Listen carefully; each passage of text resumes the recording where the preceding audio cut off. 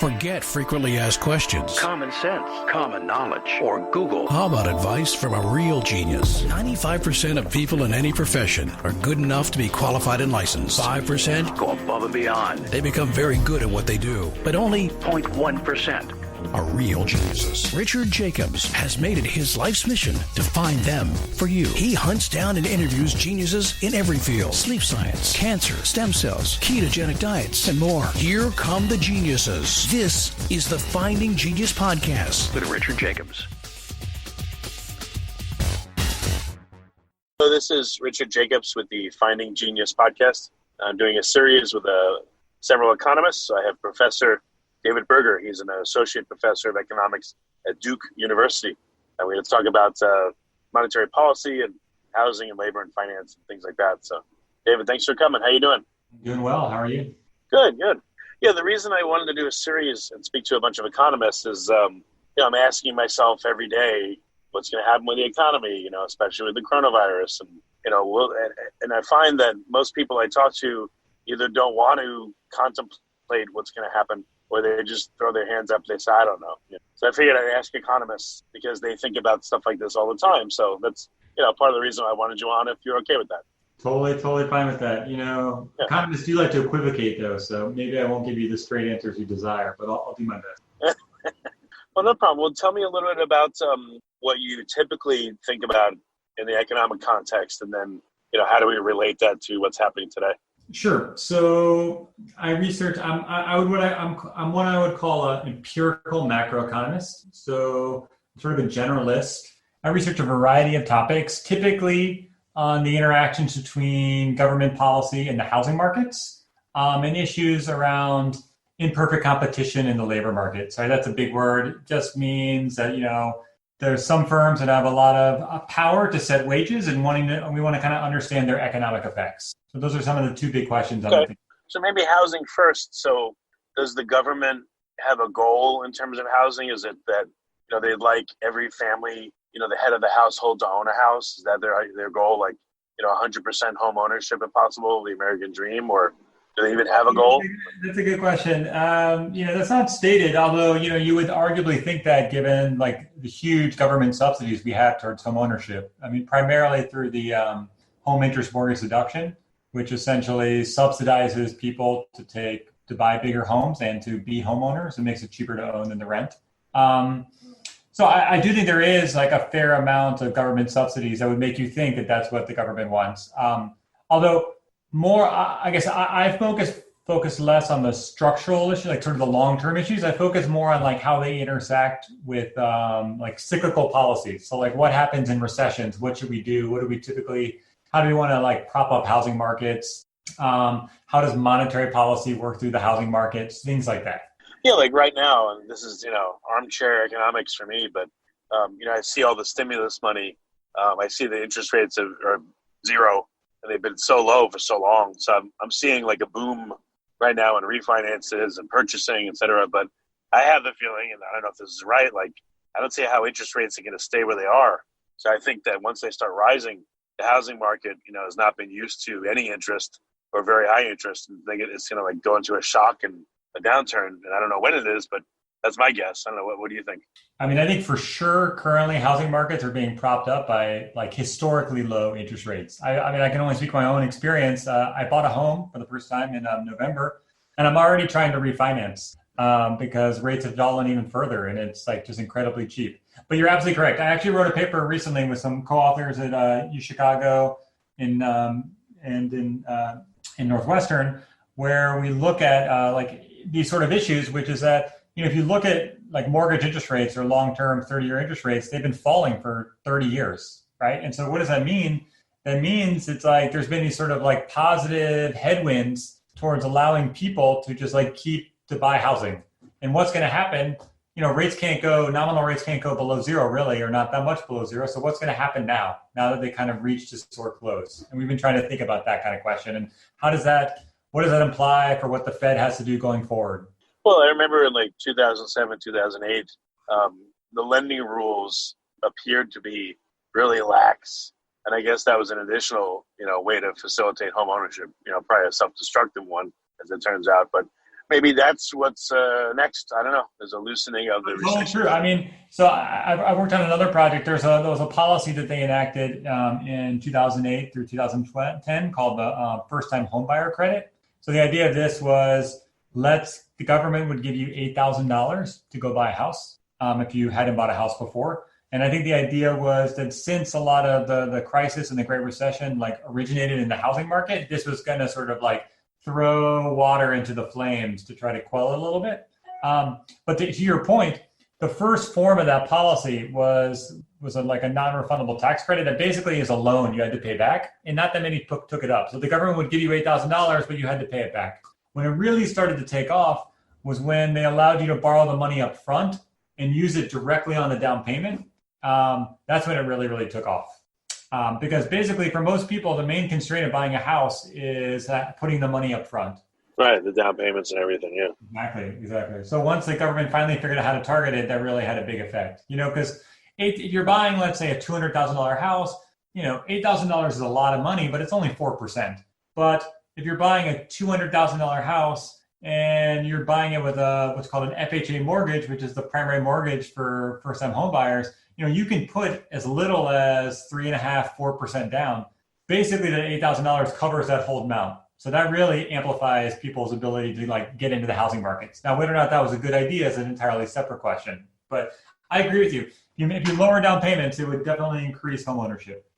Well, do you think that, there's a bag of tricks and that's what's one of the few things left in the bag? Or what do you see playing out over the next 6 months or a year? Anything different? Or do you think that this boom may sustain itself for a while? Or are there other factors coming? I think this COVID-related stuff is separate from the Great Recession, in the sense that, in the Great Recession, a lot of the problems were precipitated by the housing market. There was a huge decline in house prices. Houses were highly indebted. That, as a result, there are rules on when you can refinance. Essentially, you have to have a certain amount of money in your house, at least 20% equity. And so obviously when your home value falls, don't have that money, then you can't take advantage of a lot of the Fed policy, because then you can't refinance, you can't get a lower interest rate on your mortgage and lower payments. Whereas COVID doesn't really, didn't originate in the housing markets. So I don't think, we're going to need to do anything directly in housing markets, unless, we have such high unemployment for a long time. Right now we have forbearance. So basically you can delay your mortgage payments. And that's kind of worked okay, as far as I can tell. And also because unemployment insurance benefits have been so generous, many people, even when they're not working, and to be clear, we didn't want them working because, this is an infectious disease, were able to pay their mortgage or ever to pay their rent. Of course, that stuff's supposed to expire at the end of July. And that could be an absolute disaster then, because then there's just going to be a ton of foreclosures. Yeah, I'm worried about that. Well, do you deal with the commercial market or just residential in terms of, it's not really housing, but housing for businesses? That is true. If you think about commercial, it's a much more complicated issue. Yeah, it's going to be, the non-paying rent issue, I don't know exactly what they can do. It's going to be a real problem. So I would think that if they were going to do some policy, it would be focused on the commercial side, not on the residential side.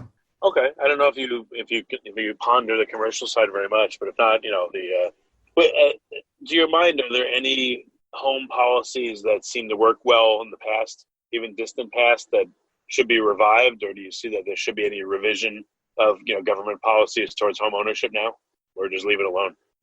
There's a lot of housing policies. that would, I think so. Again, right now, I think the most important thing is probably extending unemployment insurance. And so making sure, because that's the best targeted sort of money. That's targeting people who need the money the most. If you're still working, you still have a check. Hopefully you can still, because of lending standards being a little tighter, you're still able to pay rent. You're still able to pay your mortgage. But if we do get in a situation where unemployment insurance is canceled and we start seeing a lot of foreclosures, there's really nice work by two researchers at UChicago that's shown that there's a big question, in the last crisis of how should we deal with foreclosure? Should we just forgive forgive principal, or should we sort of try to lower the payments they pay? And they kind of target different things. So the issue, one thing is is it the fact that I owe $200,000 to a bank the problem, or is the problem that my current payments are too high?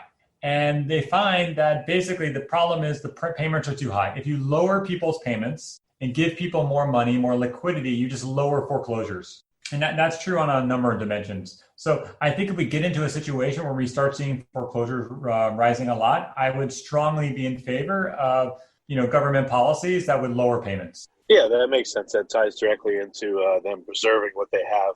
Yeah, like so. For example, there was a program in the last recession called the HARP, the Home Affordability Refinancing Program, and what that basically did was the government stepped in and allowed banks to refinance people's homes, even if they didn't have enough money in the house, enough equity. And I think that would be a useful policy to resume doing. And similarly, other policies to sort of lower payments would be quite helpful. Like, for example, like lengthening the maturity. So instead of having a 30-year mortgage, you could go to a 40-year, and that would at least lower the payments per. Yeah, no, that's true. That's true. What other aspects of economic policy do you focus on? So, right now the big debate is about this unemployment insurance. So roughly speaking, right now, the way it works is, you get unemployment insurance at the state level, and it's based on your previous earnings. But there's just massive differences across how generous the states are and how quickly they can administer that money. So, for example, not to name names, but like many of the southern states typically have had problems, Florida notoriously in paying out the unemployment benefits. They got millions more than they ever had before, and it's such velocity. So, for example, in 1 week they got the same number of claims as the first 6 months of the Great Recession. They have millions of claims. So they were just unprepared to do it. And moreover, like say North Carolina, the maximum amount you can be getting from the government, from the state government, is $350, no matter how much money you made. So, that is not particularly generous. Whereas in Illinois, where I used to live, it's more than double that. So with the federal government, there's massive differences across how generous and how effective they are at administering this across states. And then what the federal government did was they'll say whatever the state is giving you, they're going to add $600 to it. But that's about to expire. So the adding the $600, so that's very generous. It's very well targeted. We didn't want people working. It's particularly generous to people who make less money proportionally. The problem, and I put problem in quotation marks because I'm not personally convinced it's a problem, is that there's a moral hazard effect. What does that mean? That just means that it might deter people from going back to work. You might be earning more not working than working. And so then when someone tries I heard that was a problem. Why not set a ceiling on a percentage, even if it's 100% of what you made while you were working? Why go just this arbitrary $600 amount? Okay, so my understanding of how this happened, is that what happened is some very well-meaning staffers in some senator's office, they use some data to calculate what would be the amount of money on average. They took the mean to make the average person have what's called a 100% replacement rate, replace 100% of their earnings, right? And you're asking, why didn't they just cap it at 1? Well, it's just simpler. So they decided to add a number. The problem is that the average amount that people make per week is skewed by some people earning a lot of money. It's much bigger than what the median is. And so what that meant is there's a ton of people, more than 50% of people probably, who are on unemployment, who are earning more than they were, earning not working than when they were working. Now, why didn't they, just say, why don't we do something simple like say you can only get as much in payments? That's what you're asking. Why don't we make it so you only get as much as payments as you were working before? Is that what? Right. Yeah. Why not have a cap? That's the maximum you can get. Is 100% of what you're making before. So now we get into politics. This is it's not simple enough. One, and number two, remember, U.S. states. We have a federal system. U.S. states are implementing this. Each state has written the code to implement, the unemployment insurance system separately. Some are very well administered in a very modern code. Others are running in things like COBOL, and almost an archaic language. And my understanding is even moving from adding a fixed amount of number to multiplying a future fixed amount of number would take the states months. And so it's basically we're administrative incapability is what I've heard. insane, completely insane. Yeah, that's terrible. No, I know this because probably my closest friend in economics, Joe Vavra at U Chicago, he wrote a paper pointing out this fact that many, many people are earning more money not working than working. And he's been getting yelled at by policy people because they're saying he doesn't understand the administrative constraints. And, to be perfectly honest, I'm not sure we were aware of the administrative constraints. I mean, it's not really his job to be constrained by that. But, it's pretty amazing that we're just unable to do it. I don't really know what to tell you. It's just honestly stunning to me. Yeah, no, that's true. Sign to a multiplication sign is like impossible. And, we have the best tech sector in the entire world, and this is just like infeasible. If you like this podcast, please click the link in the description to subscribe and review us on iTunes. So what is your guess on what happens next when they expire? Will they just vote to renew them, or what will be the excuse at that point? What do you think will happen? I think they're going to vote to extend it, but at a lower number. I bet it'll be like $300 or $400 instead of $600.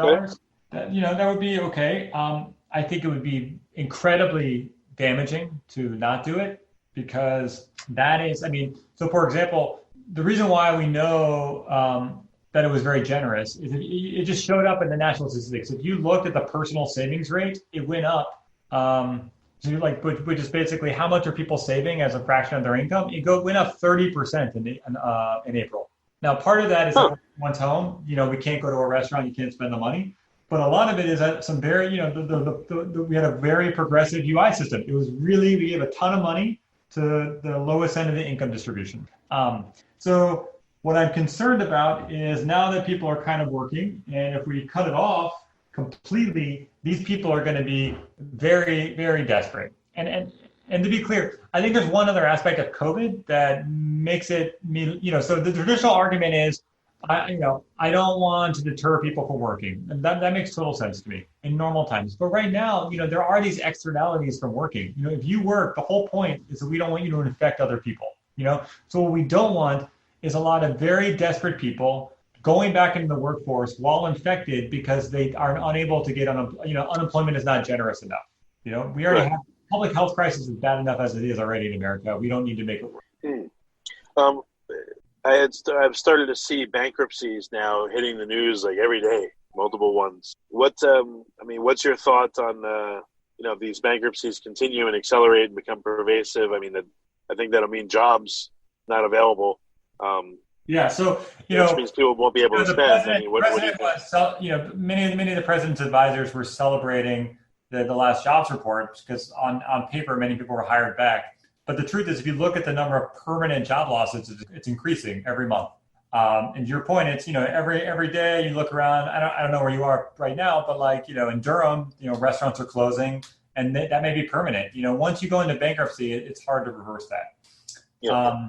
I'm very concerned because my reading of the current evidence of the source of what's going on right now is that this recession is a little bit different than other recessions in that it's being driven on the consumer side by the fact that richer households are not spending money. They're basically, for example, they don't feel safe going to restaurants. They cut back on travel. They've cut back on restaurants. And, they're maybe perhaps unsure about their own employment, and they're just sitting on the sidelines. And that's devastating a lot of retail. So bars, gyms, restaurants, so on and so forth. But I don't see that getting any better until the public health stuff is under wraps. And I don't see that getting better anytime soon. Again, I'm not an epidemiologist, but it doesn't look like it's going to get better anytime soon. So I'm very concerned. Yeah. How do you? What constitutes a permanent job loss? How do you know that?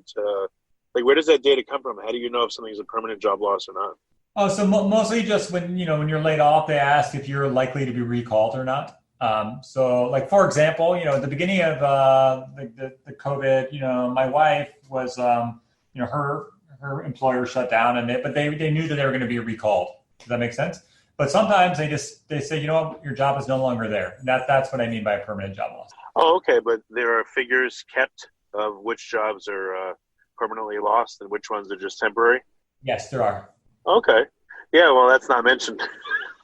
conveniently or inconveniently, Well, but yeah. it's mentioned in that's not mentioned. It's mentioned in econ, Twitter, but yes, exactly. It's not mentioned publicly that much.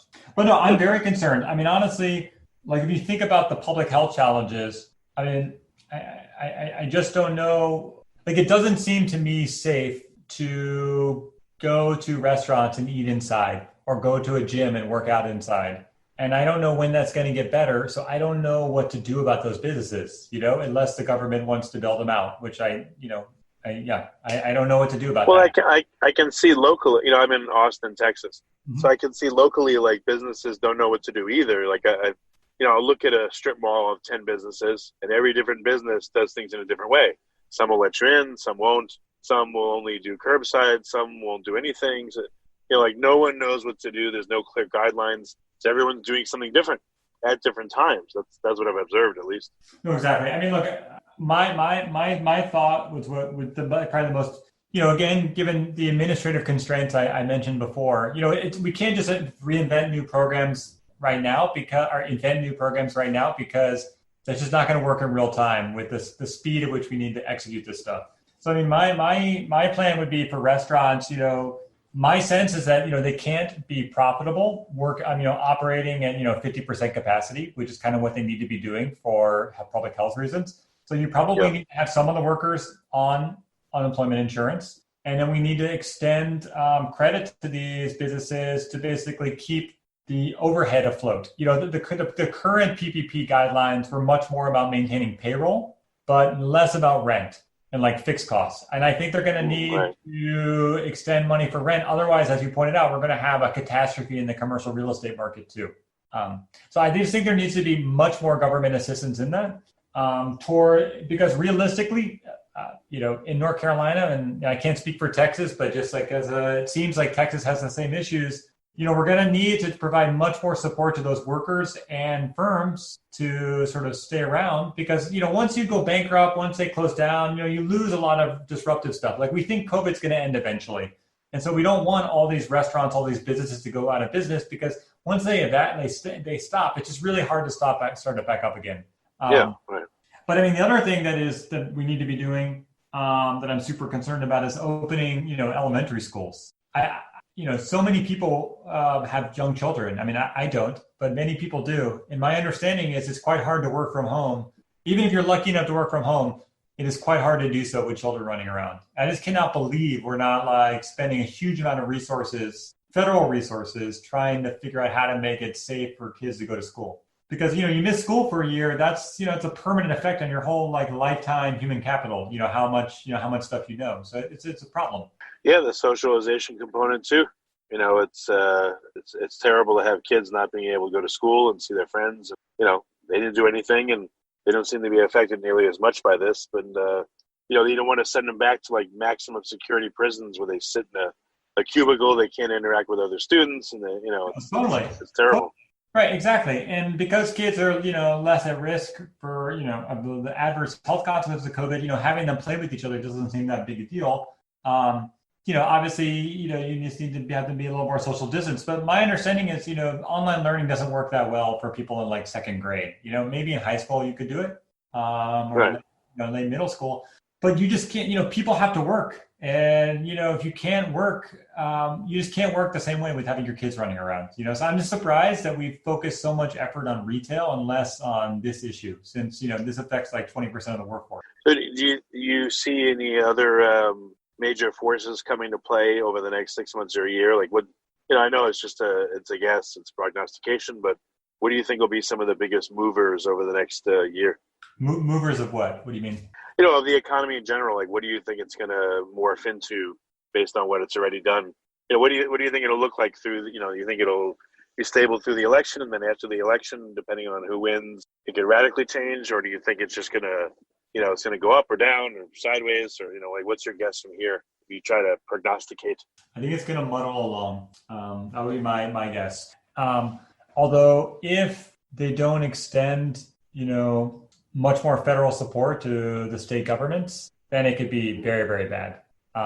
So like in particular, the way we do education in the United States, public education at least, is it's done at the local level, but, to do it safely for COVID that requires a lot of money, but money the states don't have. Many states have to run balanced budget amendments or balanced budgets. So as a result, that costs money. That money needs to come from the federal government. Moreover, individual states can't print money, whereas the federal government at least has the treasury, within limits. Right.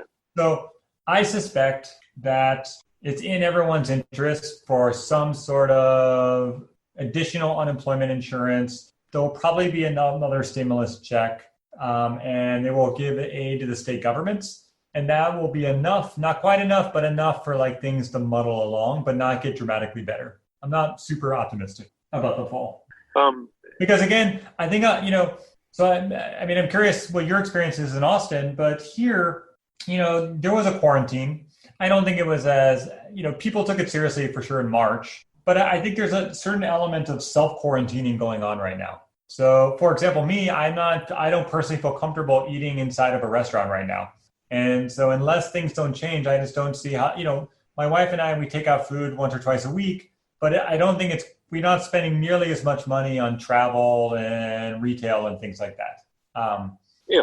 And so, no matter, this is a private choice. And I think many people are making similar private choices. So unless the public health situation gets better, I just don't see myself going to a bar anytime soon. Yeah. I've been around a bit and I see everything, that you can imagine. I can see there's a street where there's a lot of bars and, all the young people are out. Yeah. They're just, they feel like everything's cool and they're out. And then I see other places that are deserted. I've checked out the mall and at first it was like Resident Evil, only one store was open and no one was there. And It's gotten slowly fuller and fuller. And then I've seen some places that got pretty busy and then, we had a new mask order and then they've gone quiet again. So I know it's hard to say, but you're right. It is a personal choice. I've seen, I guess, everything you can imagine. Some people are not going out. Some people are going out a lot. From what they tell me, it's just all over the map. Yeah. So that's why I think there's sort of a natural equilibrium to this, like an ebb and flow. So as you said, I think if things started to get better, I think, if it got safer, more people will go out. For example, young people right now. But as things start to get a little more dangerous, then I think, people will cut back, but as more people go out, the economy gets better. But then as it gets a little bit, that may affect the virus and then people will cut back. So, I don't envision it being an absolute catastrophe. I just kind of see us muddling along, but not a full, kind of an extended U-shaped recovery where we're kind of just muddle along for a while. Yeah, it makes sense, right? Because it's not a unified response in any way. I guess that's what I see. Like I tell you about the response of all the businesses and the response of all the people is there's 50 different ways of handling it and everyone's doing something different because there's no clear-cut, rule or guidance for everyone. So, yeah. No, totally.